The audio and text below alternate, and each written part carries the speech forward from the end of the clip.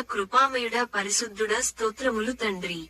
ఈ ఉదయం మమ్మల్ని సజీవంగా ఉంచి మిమ్మును స్తుతించే భాగ్యం ఇచ్చినందుకై కృతజ్ఞతలు ప్రభువా.